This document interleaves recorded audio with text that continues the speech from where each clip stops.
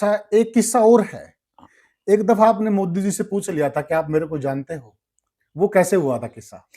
हाँ, मैंने मोदी जी को राम राम करता था अच्छा। या तो मैंने देखा कि ये शायद मैंने जानता नहीं। अच्छा। हाँ, तो मैंने थोड़ा-सा यूँ कह दिया, मेरी बात तो सुनो, आप सुन ही नहीं रहे। जी, जी। तो उन्होंने कहा, आज आप मेरी सुनो। अच्छा, और वाजपेयी जी का मैंने ऑपरेशन किया था जब वो अच्छा, प्रधानमंत्री थे। अच्छा, मैं उस घुटने का टाइम जो कर्नल था। आँखों का किया था जो? हाँ, यस, ये है 2003 की। 3 की। अटल जी ऑपरेशन के बाद खाना माँग रहे थे। अच्छा, उनको भूख बड़ी लगती थी, अच्छा, उनको शुगर की बीमारी नहीं थी अच्छा, और वो खाने-पीने के शौकीन थे। शौकीन थे। हाँ, बिल्कुल। तो मैंने फिर वो जो स्टाफ की तो उन्होंने नहीं मानी। अच्छा, फिर वो कहती हैं, जी ये तो बात मान नहीं रहे। अच्छा, तो मैंने आके उनको ज़ोर से ऑर्डर पास कर दिया, अच्छा, आँखें बंद करो। अच्छा।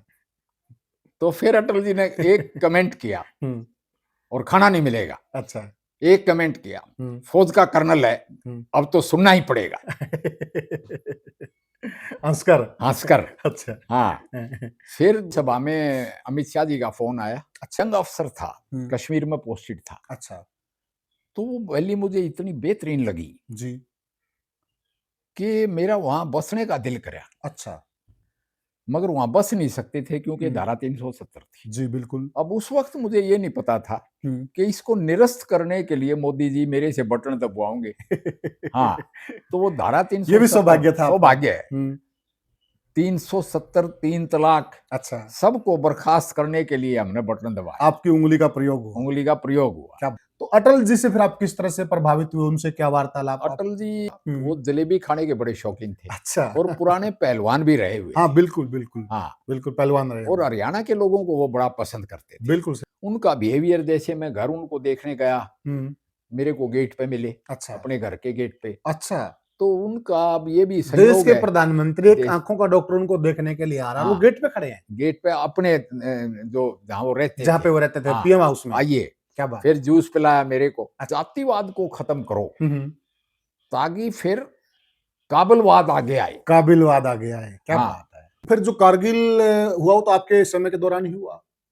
हाँ, मेरे समय के दौरान हुआ। हुँ, मैं उस वक़्त आर्म्ड फोर्सेस मेडिकल कॉलेज में जी, मैं पोस्टेड था जी। ट्रेनिंग में। अच्छा। हाँ, हुँ, मेरा भाई, क्योंकि मेरा फ़ौजी परिवार है। जी, जी। हम 5 भाइयों में से 3 भाई फ़ौज में थे अच्छा, बहुत बड़ी बात है जी। और एक सबसे छोटा कर्नल है, फिर एक कैप्टन है, ऑनरेरी कैप्टन, अच्छा। मैं था। हुँ, और मेरी दादी के पेट से गिनो तो जैसे मेरा एक भतीजा लेफ्टिनेंट जनरल भी है, वो अच्छा, डिफेंस सर्विसेज स्टाफ कॉलेज का कमांडेंट है अच्छा। वेलिंगटन में। जी, जी। मेरे कज़िन्स भी फ़ौजी हैं, अच्छा, यानी हम 12 फ़ौजी हैं परिवार में। परिवार में। मेरे बच्चे मेरा लड़का भी फ़ौजी है, अच्छा, उसकी वाइफ़ भी एयर फ़ोर्स की विंग कमांडर है, लड़का भी क्या लेफ्टिनेंट कर्नल है, क्या बात है जी! मेरी लड़की भी लेफ्टिनेंट कर्नल है, उसका हस्बैंड भी लेफ्टिनेंट कर्नल वाह है। जी वाह!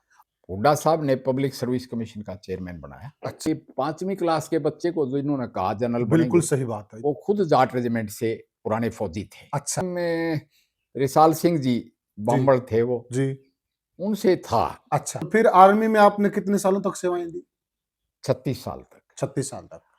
बहुत लंबा कार्यकाल रहा हाँ, आपका। मैं तो कहता हूँ 36 में 6 और मिला लो, जी, जी। क्योंकि मैं 6 साल डिफेंस कमेटी का मेंबर अच्छा, कम ऑफसेटिंग चेयरमैन भी रहा। और जी। बीजेपी ही आपने क्यों जॉइन की? आप मतलब बीजेपी की कौन-सी नीतियों से प्रभावित थे आप? नमस्कार साथियों, मैं हूं आपका होस्ट कुलदीप सिंह पूनिया और मैं लेके चलता हूं आपको राजनीति की दुनिया। राजनीति की दुनिया की बात करें तो साथियों, आज मैं आपको ऐसी शख्सियत से मिलवाने जा रहा हूं जिनका लालन पालन एक किसान परिवार में हुआ और किसान परिवार में शिक्षा दीक्षा लेकर और अच्छे संस्कार लेकर देश का नाम रोशन किया और आज जो भी इनको जिम्मेवारियां दी गई हैं उन जिम्मेवारियों का सही तरीके से अगर कोई शख्स निर्वहन कर सकता है और किसी से शिक्षा ली जा सकती है तो वो है हमारे आदरणीय जनरल डीपी वत्स जी। सबसे पहले राम नमस्कार, राम जी। आपके श्रोताओं को राम राम। देखिए जनरल साहब, आपका नाम हमने बहुत सुना और आपके बारे में भी बहुत सुना है और सबसे बड़ी बात तो यह है कि आप किसान परिवार में जन्मे और किसान परिवार में जन्म लेकर आपने जिस प्रकार से जिंदगी में ऊंचाइयों को छुआ है, वो अपने आप में बहुत बड़ा एग्जाम्पल है आने वाली पीढ़ी के लिए।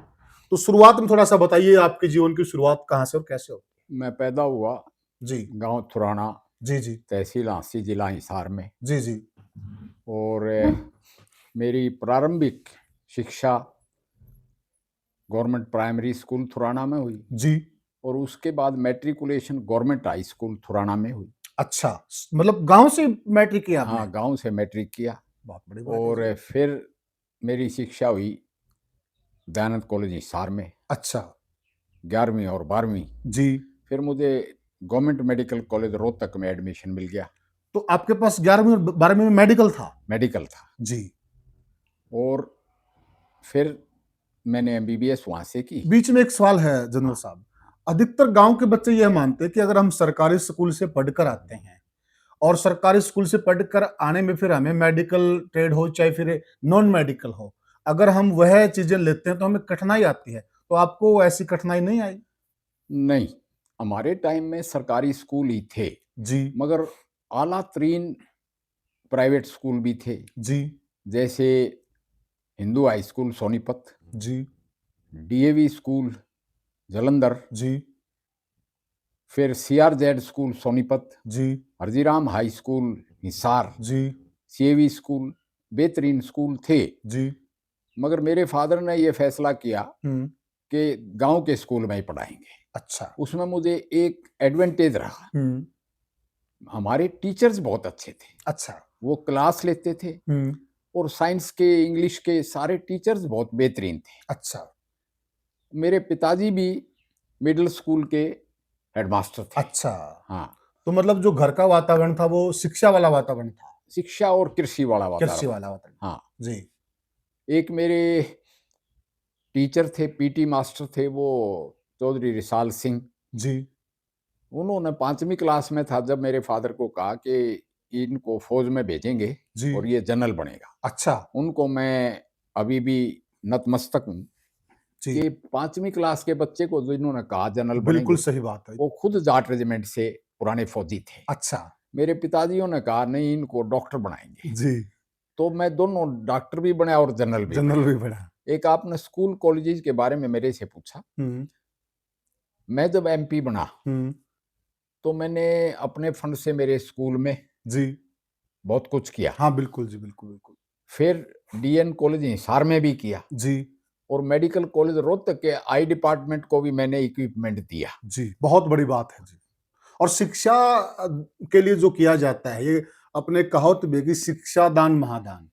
और जो शिक्षा के लिए आपने किया है तो सही मायने में वो आने वाली पीढ़ी को बहुत काम आएगा, ये भी सच्चाई है। तो आप जैसे फिर आपने कहा कि आपने फिर आप एमबीबीएस रोहतक से किया, हाँ, तो डॉक्टरी लाइन में शुरू से ही रुझान वो था या मेरे फिर? फादर का रुझान था। अच्छा। बच्चा अपना स्फेयर या अपना करियर खुद सेलेक्ट नहीं करता, शायद माँ बाप और हाँ टीचर जी सेलेक्ट करते हैं। जी, बिल्कुल बिल्कुल।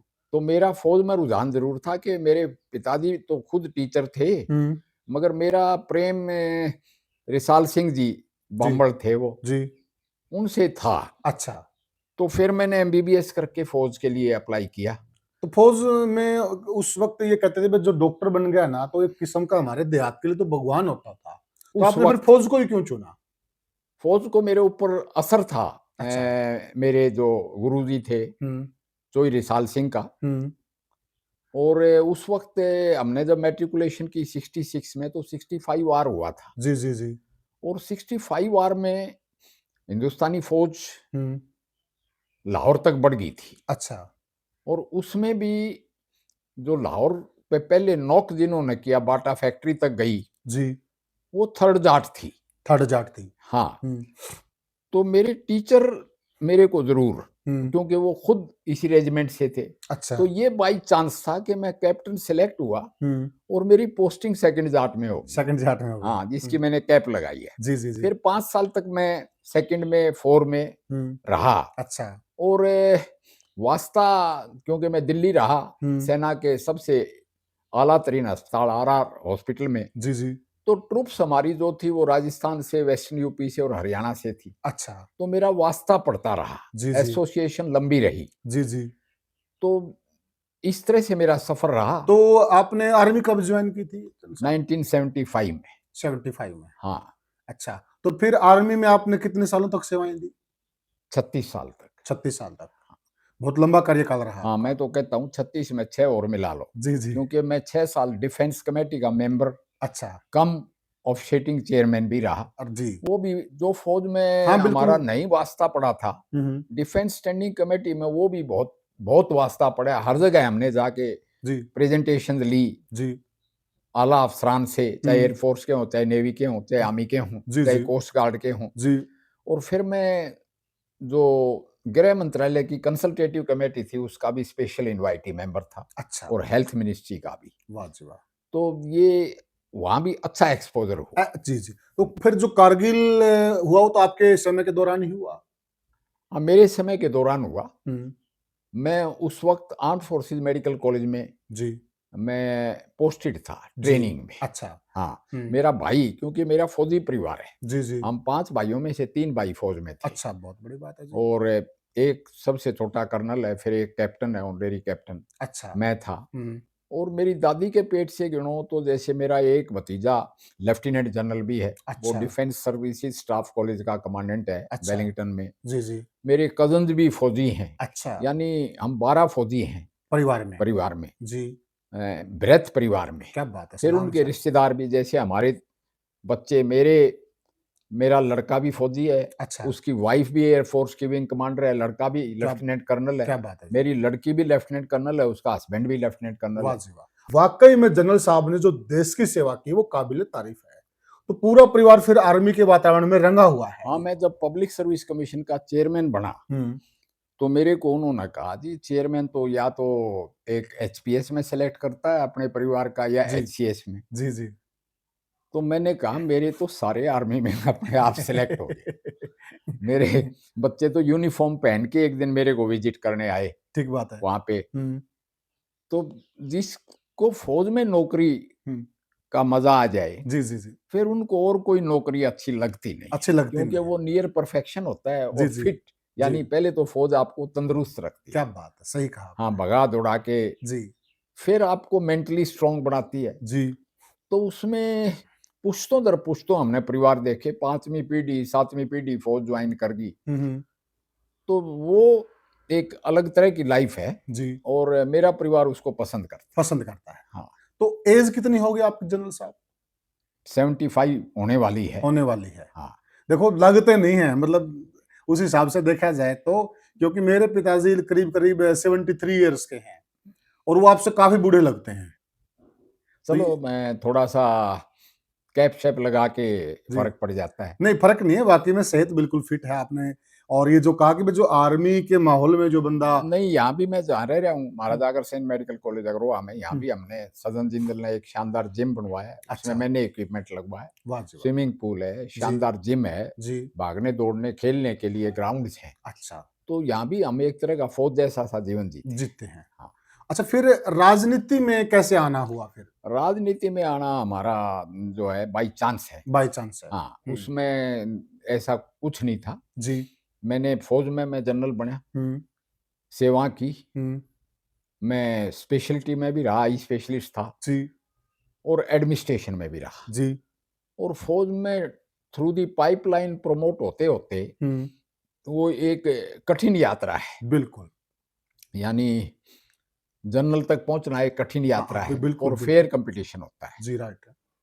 उसके बाद मुझे हुड्डा साहब ने पब्लिक सर्विस कमीशन का चेयरमैन बनाया, अच्छा, और मैंने वो 1 साल में रहा, क्योंकि 61 का मैं रिटायर आया था, हुँ, और 62 में वहाँ से रिटायर हो गया। जी, मगर 1 साल में मैंने फेयर काम किया और ईमानदारी से काम किया। अच्छा, और फिर जब मेरा अभिनंदन हुआ रिटायरमेंट पे, हुँ, सेंड ऑफ, हुँ, रिटायरमेंट से महीना पहले, जी, तो 80 में एक बहुत बड़ी रैली हुई। जी, जो अभिनंदन तो हाँ, क्या था, एक बहुत बड़ी रैली हो गई। बिल्कुल, बिल्कुल थी। मोदी टाइप रैली हुई, जी, जी, 18 मार्च 2012 में। जी, वहाँ से मेरी पॉलिटिकल यात्रा शुरू हुई। अच्छा, फिर मैं जहाँ आज बैठा हूँ, हुँ, मेरे से जिंदल परिवार ने ये वादा लिया था जब जी। मैं आर्म्ड फोर्सेस मेडिकल कॉलेज का कमांडेंट था या डायरेक्टर था, अच्छा। कि हमारा मेडिकल कॉलेज जो है महाराजा अग्रसेन मेडिकल कॉलेज अग्रोहा, जी। उसमें आपकी सेवाएं चाहिए। जी। तो मैंने कहा मैं आऊंगा। अच्छा। उन्होंने ये कहा कि वो हिसार जिले में है हुँ। और आप पे हक बनता है पूरे बिल्कुल। जिले का। बिल्कुल ठीक तो बात। मैंने वादा किया मैं आऊंगा। हुँ। तो जब मैं पब्लिक सर्विस कमीशन से फारिग हुआ हुँ। तो मैं यहाँ आ गया। अच्छा। तो यहाँ आके भी मैंने सिंसियरली काम किया। यहाँ कौन से साल में आपने जॉइन किया? 2013 में, 2013 में। हाँ, जी। मई 2013 में जी। हमने यहाँ पे, असली बात तो ये थी कि इस सोसाइटी को और जिंदल परिवार को एक ऐसा आदमी चाहिए जो ईमानदारी से उनका हाँ, पैसा यहाँ लगवाए बिल्कुल ठीक कहा आपने। और सुपरविजन करे और जिसको अपना तजर्बा हो। बिल्कुल सही बात है। मेरे से पहले एक ब्रिगेडियर साहब थे, अच्छा। उन्होंने यहाँ 50 सीट अच्छा। शुरू करवाई। जी। वरना ये कॉलेज शुरू होके फिर पॉलिटिक्स के चक्कर में हाँ, पड़ा। बिल्कुल। शुरू में पॉलिटिक्स की भेंट हिच चढ़ गया, गया था ये। भेंट चढ़ गया था। हुँ। मगर ब्रिगेडियर साहब ने 50 सीट शुरू करवाई। हुँ। आके हमने 50 की 100 करवाई वाह जी वाह! और पोस्ट ग्रेजुएशन शुरू कराई। यानी अच्छा। अब पोस्ट ग्रेजुएशन का ये फायदा है हुँ। कि हमें काम करने के लिए 3 साल डॉक्टर मिल जाता डॉक्टर है मिल और जाता है। उसको फिर हम सिखा के डिग्री देते हैं। यस। तो इससे फिर कॉलेज चला और हुँ। सबसे ज्यादा कॉलेज की मशहूरी हुई हुँ। कोविड में। कोविड में। कोविड में हमारा डायरेक्टर तो बलिदान चढ़ गया अच्छा। कोविड के, जी। गोपाल सिंगल, डॉक्टर गोपाल सिंगल। जी, जी। मैं भी 70 साल से ऊपर था, हुँ, हुँ। मगर हमने लड़ाई लड़ी कोविड से। बिल्कुल, बहुत मेहनत और की थी मेरे आपने। मेडिकल सुपरिटेंडेंट ने हुँ। और student nurses and student doctors जी। और 40 साल से कम उम्र के जितना भी स्टाफ था, हुँ, हुँ, हुँ। 40 साल से ऊपर वालों को तो हमने कह दिया भाई तुम अपने घरों में रहो। जी। मगर स्टूडेंट नर्सिस, स्टूडेंट स्टाफ, हुँ, हुँ। खासकर चौधरी देवीलाल संजीवनी हॉस्पिटल जो बनाया था कोविड के लिए, जी। ओपी जिंदल मॉडर्न स्कूल में, बिल्कुल। और ये कॉलेज, जी। हम कहते हैं कि हमें गुड गवर्नेंस अवार्ड मिला हरियाणा का बेस्ट। अच्छा। और काफी शोहरत बढ़ी इस हॉस्पिटल की। हुँ। उसका कारण ये था कि जिंदल इंडस्ट्री से हमें ऑक्सीजन सप्लाई हुई जी। और ऑक्सीजन की पूरे हिंदुस्तान में किल्लत थी। बिल्कुल सही कहा आपने। और नवीन जिंदल ने ऑक्सीजन हरियाणा में उड़ीसा से भी भेजी और छत्तीसगढ़ से भी अच्छा, भेजी। बहुत बढ़िया। तो इसमें वार फुटिंग पे जब काम हुआ हुँ। तो गैल्वनाइज हो गया। अच्छा। वो कहा करते हैं ना कि मार्शलिंग होगी बिल्कुल, पूरी बिल्कुल। टीम की। जी, जी। और उसके बाद फिर जिंदल परिवार ने खुश होके अच्छा। बिल्डिंग्स पे बिल्डिंग बना दी जी। और बना रहे हैं। जी, जी। देखिए, पहले हमने बचपन में देखा है मेडिकल कॉलेज को और उस दौर में और आज के दौर में ज़मीन आसमान का अंतर है। आपने बिल्कुल काया पलट कर दिया जनरल साहब, ये कहना पड़ेगा और ये कोई मुँह पे तारीफ़ वाली बात नहीं, वाक़ई में आप लोगों ने बड़े दिल से काम किया काया आपने और पलट नवीन जी ने यहाँ पे। एक टीम वर्क है। टीम वर्क है, टीम बिल्कुल। वर्क में पैसा बहुत जरूरी है। यस। पैसा अग्रवाल समाज ने दिया, जी। खासकर जिंदल परिवार ने। जी। सरकार ने मैचिंग ग्रांट दी जी। और ये कॉलेज आगे बढ़ रहा है उसमें। जी, हम एक इस पे भी आएँगे कि आपकी एक लंबी डिमांड है कैंसर हॉस्पिटल की, उसका क्या रहा वो भी करेंगे। पहले हम थोड़ा ये जानना चाहते हैं कि फिर अब राज्यसभा के आप एमपी रहे, बीजेपी पार्टी के, तो फिर राज्यसभा में आपका कैसे जाना हुआ? मैं तो यहाँ काम कर रहा था अच्छा। और मैंने बीजेपी जरूर ज्वाइन की थी। अच्छा। पहले तो मैं किसी पार्टी में नहीं था। बिल्कुल। ऐसे गलत इंप्रेशन है लोगों को कि कांग्रेस में थे। जी, नहीं, जी। नहीं। कांग्रेस, हाँ, हुँ, नहीं, मैं तो अफसर था। अफ़सर थे। हाँ, ये जरूर है, कांग्रेस की constitutional post public service commission का चेयरमैन था, जी। जहां मैंने सुधार शुरू किया। जी। उसके बाद जनरल वीके सिंह के साथ जाके मैंने 14 अगस्त हुँ। 14 अगस्त 2014 में ज्वाइन की बीजेपी। अच्छा, और फिर बराड़ा साहब थे प्रदेश अध्यक्ष। प्रदेश अध्यक्ष, हुँ। उन्होंने मुझे एग्जीक्यूटिव में डाल दिया, अच्छा। कार्यकारिणी में। अच्छा, मैं तो यहाँ सेवाएं दे रहा था, बिल्कुल दे रहे मेरा थे। कोई इंक्लिंग नहीं था, न हुँ। मुझे कोई पता था कि मुझे राज्यसभा का एमपी बनाएंगे। अच्छा। मेरी इंफॉर्मेशन बीच के, में एक प्रश्न है जनरल हाँ, साहब, बीजेपी ही आपने क्यों ज्वाइन की? आप मतलब बीजेपी की कौन-सी नीतियों से प्रभावित थे आप? विशेष कारण बीजेपी ज्वाइन करने का? बीजेपी ज्वाइन करने का विशेष कारण ये था हुँ। कि ये राष्ट्रवादी पार्टी है, राष्ट्र अच्छा। फर्स्ट। जी, जी। इससे मैं प्रभावित था। और फौज में भी ये चीज़ होती है? हाँ, और वाजपेयी जी का मैंने ऑपरेशन किया था जब वो अच्छा। प्रधानमंत्री थे। अच्छा, मैं उस घुटने का टाइम जो कर्नल था। आँखों का किया था जो? हाँ, यस। उनके व्यक्तित्व से मैं बड़ा प्रभावित था। अच्छा, ये कौन से सन की बात है? ये है 2003 की। 3 की, यस। हाँ, हुँ। तो उसमें मैं प्रभावित था। हम्म। और मोदी जी एक कामयाब मुख्यमंत्री पहले थे। अटल जी के बारे में बताइए। देखिए वो बहुत बड़ी शख्स है, देश की ही नहीं वो दुनिया में ही बड़े नेताओं में उनका नाम है।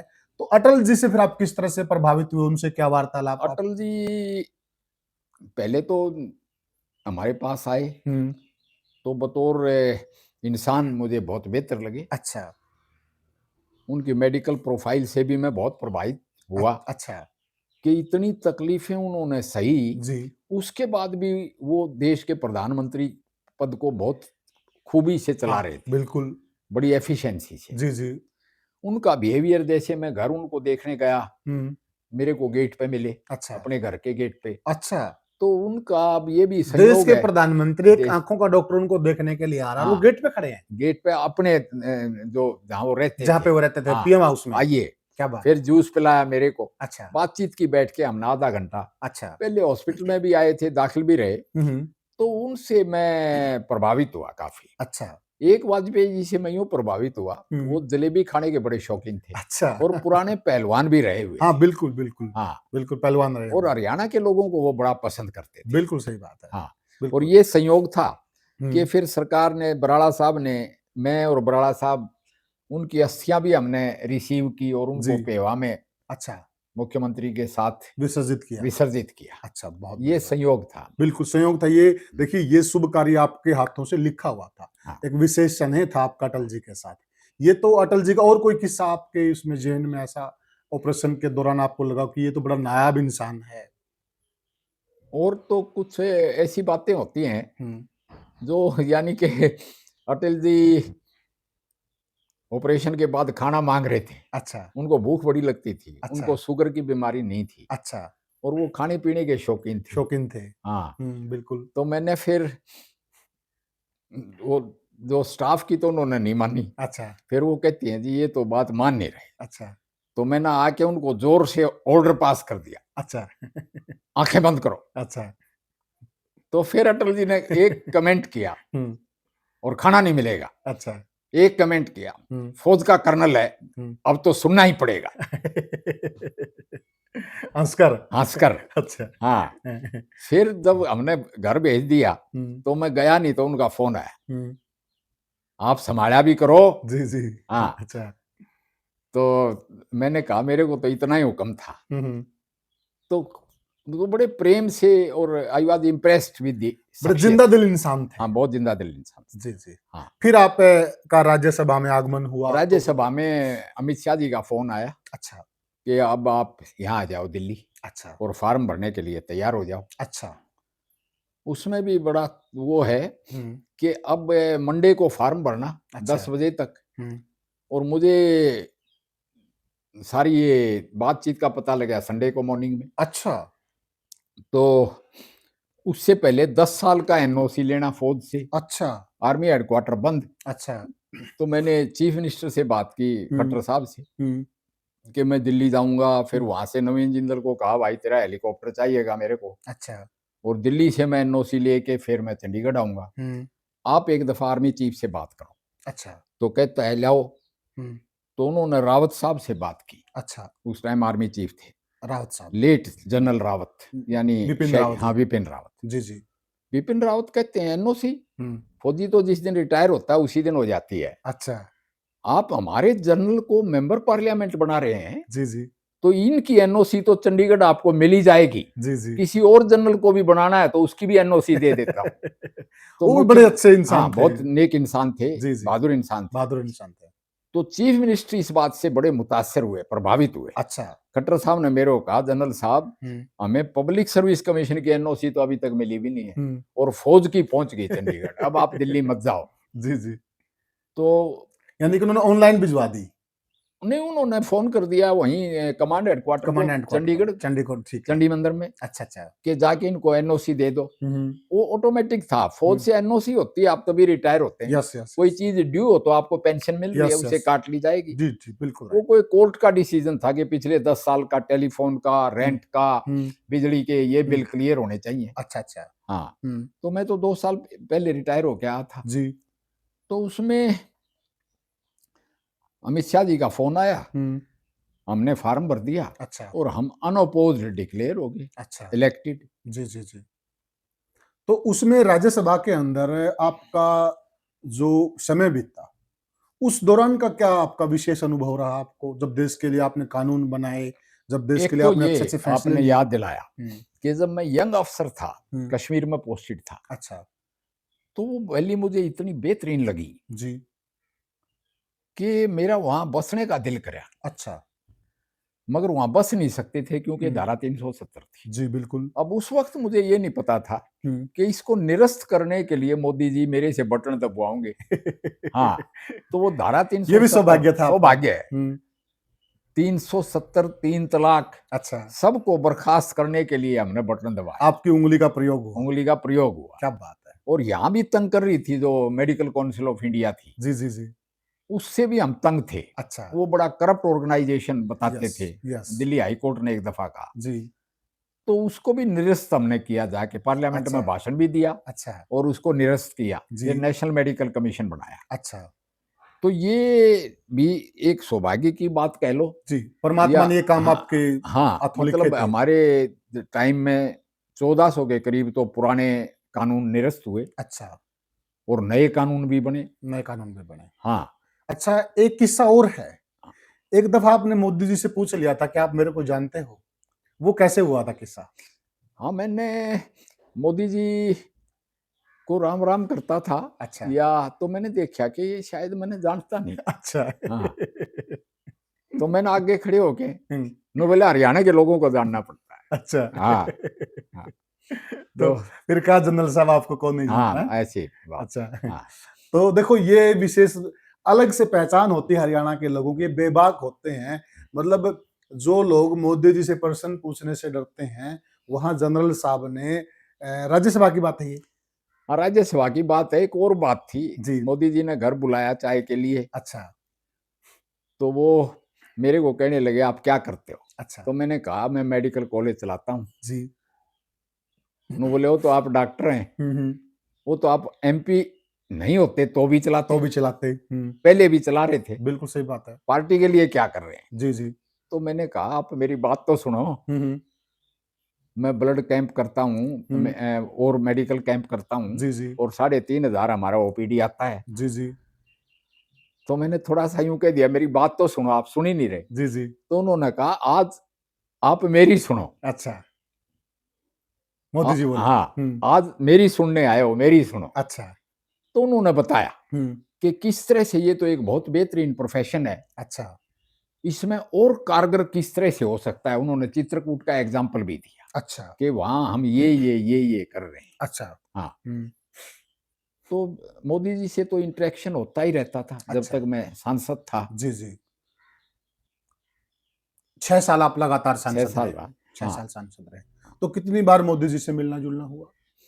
सेशन के दौरान होता था और सेशन में, सेशन के दौरान वो बुलाते थे ब्रेकफ़ास्ट में। ब्रेकफ़ास्ट पर। हाँ, अच्छा, बहुत बड़ी बात है। हाँ।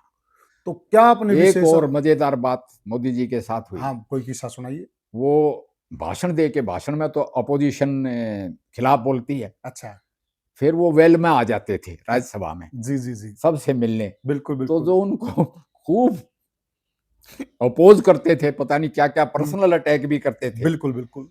संजय सिंह जैसे। जी, जी। उनको भी कहते थे, वो आ जाते थे, संजय सिंह हाथ मिलाते थे। हुँ, तो कहते हैं, "भई संजय सिंह आप काफ़ी अच्छा बोले।" अच्छा, अच्छा। फिर मैं भी गया, हुँ, तो सारे हाथ मिलाने वाले थे। अच्छा। मेरे लिए मोदी जी ने ऐसे कंधे पर से हाथ कर दिया मिला ले। जी, जी, अच्छा। तो तो अच्छे मतलब लाइवली हुँ, एंड कर्मठ इंसान कर्मठ इंसान, और फिट, फिट फिजिकली फिट, अच्छा, मेंटली अलर्ट, अच्छा। मॉरली अपराइट, वाह जी वाह! क्या बात उनसे मैं इस तरह से प्रभावित हुआ। अच्छा, अच्छा। हाँ, अच्छा संसद में आपने कोई और भी ऐसे वाक़ये देखे होंगे, आपने देखा होगा कि जो विपक्ष के लोग हैं, वो बिल्कुल प्रधानमंत्री पे लगातार अटैक पे अटैक किए जा रहे हैं और बहुत अलग प्रकार के अटैक किए जा रहे हैं, लीग से हटकर भी आरोप लगा रहे हैं, अटैक कर रहे हैं। लेकिन मोदी जी फिर भी उनको बहुत अच्छे से किस प्रकार से टैकल कर रहे हैं भी, ऐसा कुछ? मोदी जी एक तो कन्विंसिंग रिप्लाई देते हैं। पहले तो जो कहते हैं वो करते हैं, अच्छा। उनका कर्मयोग है। जी, जी। उन्होंने जो कहा वो करके दिखाया जी, जी। और देश तरक्की और ताकत के रास्ते पे अग्रसर है। जी।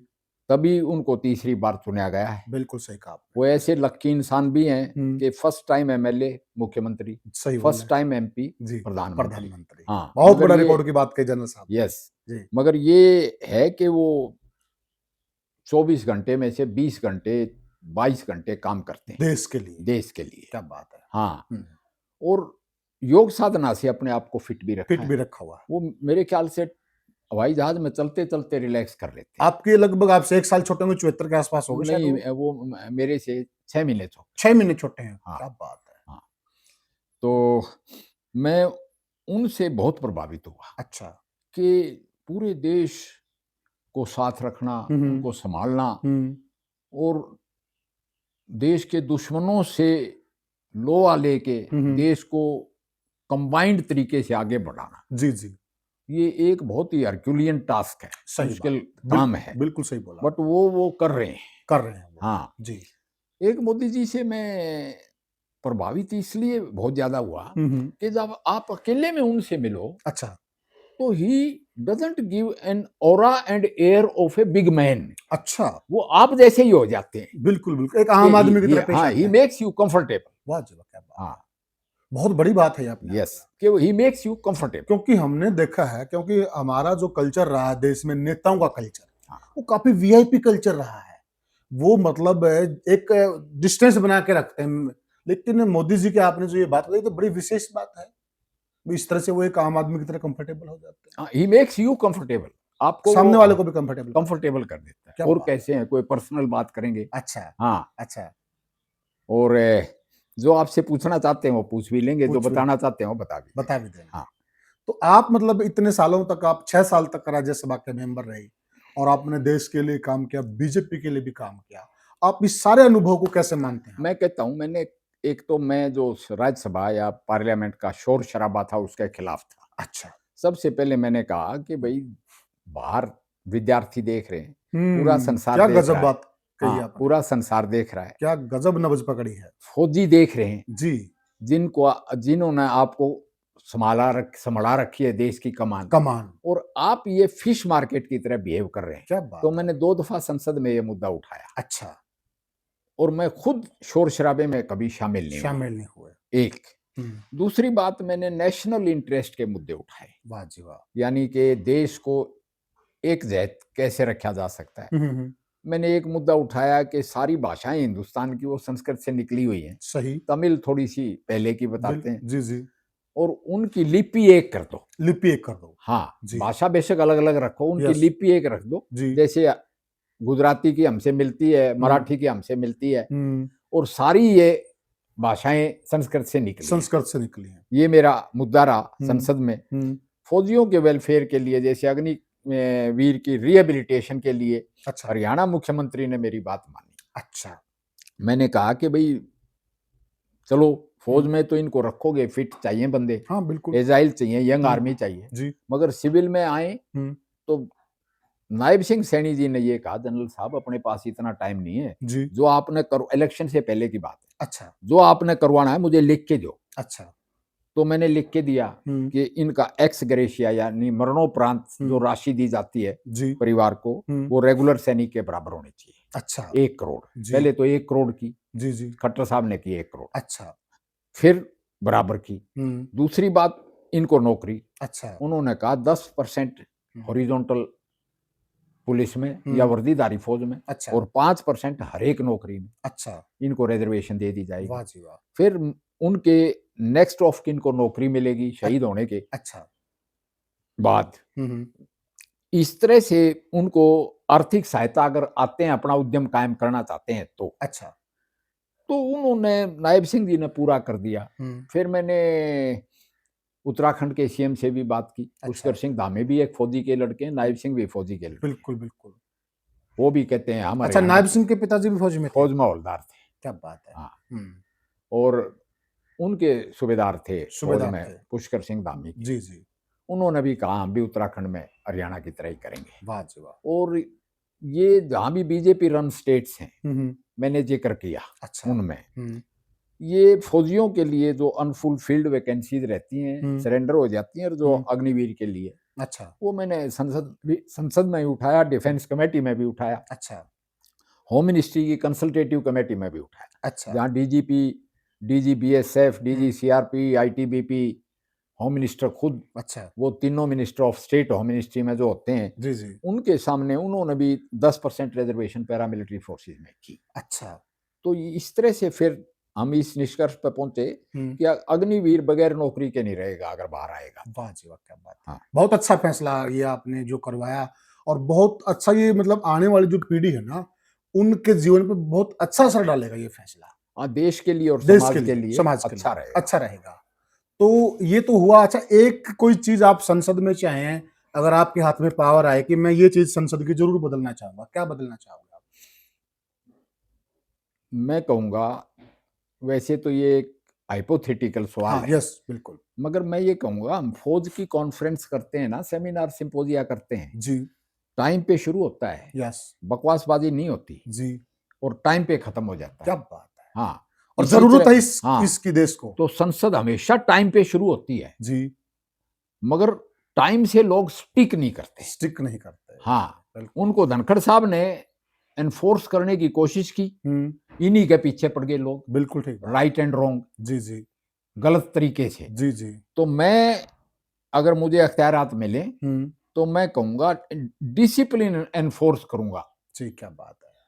सांसदों पे। बिल्कुल सही बात है। हाँ, कि भाई अपने टाइम से अपना मुद्दा बोलो, हम्म, आउट ऑफ कॉन्टेक्स्ट मत जाओ, जी, वाहियात बातें मत करो, सही बात है।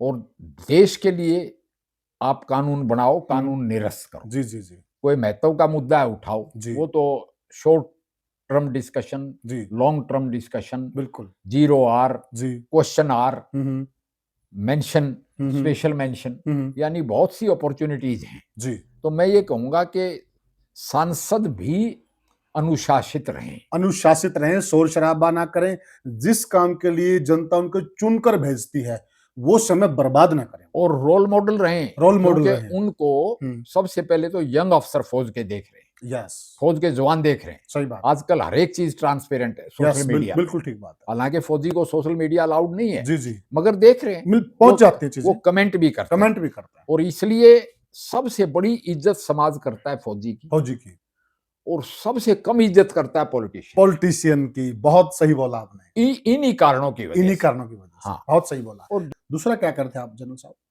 दूसरा मैं ये कह रहा था कि इफ वी मैटर, जैसे मैंने कहा कि क्वेश्चन तो ये मगर हाइपोथेटिकल हम्म, हो सकते हैं। जी जी, दूसरा मैं कहता हूं कि डेमोक्रेसी में करप्शन पे कंट्रोल मुश्किल है, मुश्किल है। क्योंकि इलेक्शन फंडिंग, हम्म, और फिर ये भी मैंने क्वेश्चन उठाया था, एक देश एक इलेक्शन का, सबसे पहले मैंने उठाया। हाँ, बिल्कुल सही उठा था। हाँ, बिल्कुल।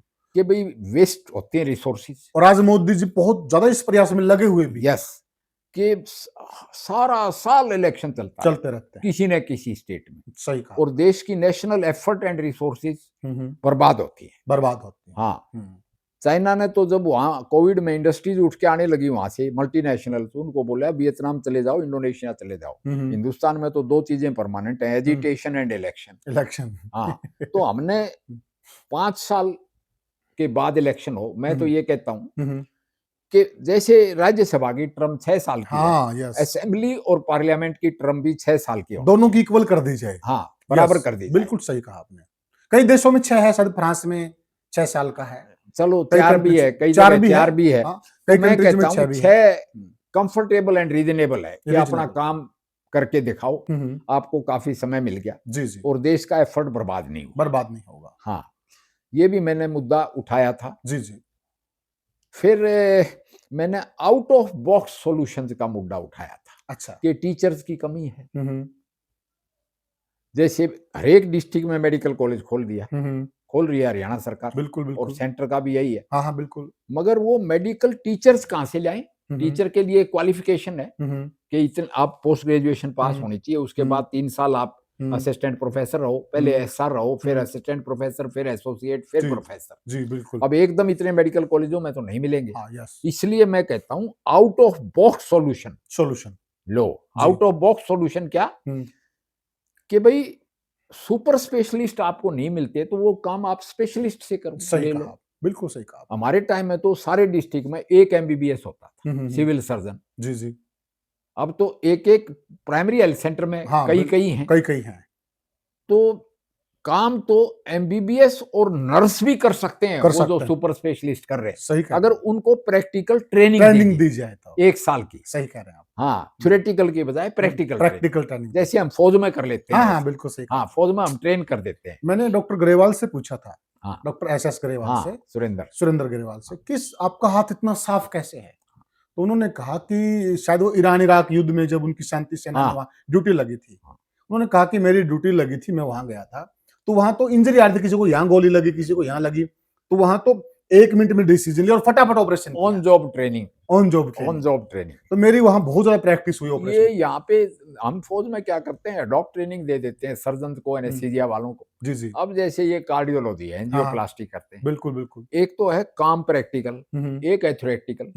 प्रैक्टिकल काम आप एमडी पास डॉक्टर को सिखा लो, हाँ, वो डीएम करता रहेगा बाद में, ठीक बात। ना भी करे तो एमडी भी कर लेगा इस काम। बिल्कुल बिल्कुल बिल्कुल। एमएस जो है वो किडनी ट्रांसप्लांट भी कर लेगा। जी जी जी तो ये आउट ऑफ बॉक्स सॉल्यूशन आपको तलाश करने पड़ेंगे। जी, बहुत सही सुझाव आपका। इसको कहते हैं फोर्स मल्टीप्लिकेशन। और ये सुझाव आप जैसा ही आदमी दे सकता है जिन्होंने देश की सेवा की, जो इन कामों में से निकला है। आप बखूबी जाते, क्योंकि प्रैक्टिकली आप इन चीजों में से, इन रास्तों में से, इन गलियों में से होकर आप एक आए। मेरा मैंने पार्लियामेंट में भी उठाया, देश का सबसे बड़ा कैंसर जातिवाद है। क्या बात है। तो मैंने अंतर्जातीय विवाहों पर भी पार्लियामेंट में तवज्जो दिलाई, जी जी और मैंने अपना वीडियो भी निकाला जी जी। कि जातिवाद को खत्म करो, ताकि फिर काबिलवाद आगे आए। काबिलवाद आ गया है, क्या हाँ, बात है। ये भी मेरा एक सामाजिक समरसता का अच्छा, बड़ा मुद्दा रहा है। जी जी जी जी जी। जिन और पर एक्चुअल में है ना, देखिए हम ना तो जनरल साहब किसी कास्ट को ज्यादा मानते हो ना, मैं मानता हूँ। हमने भी सर्वजातीय खाप बनाई, उसमें सभी जातियों के हैं, हमने सबसे शुरुआत की, एक अच्छी शुरुआत, और उसके अच्छे रिजल्ट भी आ रहे हैं। और जो जनरल साहब हैं ये भी बहुत ही इस मामले में बहुत ही दरियादिली इंसान है। अब खुद जनरल साहब ब्राह्मण समाज से आते हैं, मैं जाट समाज से आता हूँ, और जनरल साहब के जो सिर पे कैप सजी, उस पर जाट रेजिमेंट लिखा हुआ है। आप समझिए आप कि कैसे हम एक दूसरे से घुले मिले हुए हैं। और वो कैप का जहां तक सवाल है, वो तो मेरी रेजिमेंट ने मुझे प्रेम से भेंट किया प्रेम हुआ से है। भेंट आई की एम हुई। Entitled to wear that. जी, क्या बात है। हाँ, वो तो मेरी मदर का स्वर्गवास हुआ। जी जी। मेरी पलटन अब अरुणाचल में है। अच्छा। सबसे पहले 10 आदमी सीओ ने भेजे अच्छा। उजरखाई के लिए, अच्छा। गोड्डा निवान अच्छा। थे तो वो यहाँ के राजस्थान के लड़के, अच्छा। उनको छुट्टी भेज दिया जी जी। कि इस काम के लिए जाओ, और उन्होंने मेरी बात कराई अरुणाचल में। क्या बात है। हाँ, यानी जो रिटायर्ड फौजी थे मेरी रेजिमेंट के, अच्छा, वो तो दाह संस्कार पे पहुंच गए। क्या बात है।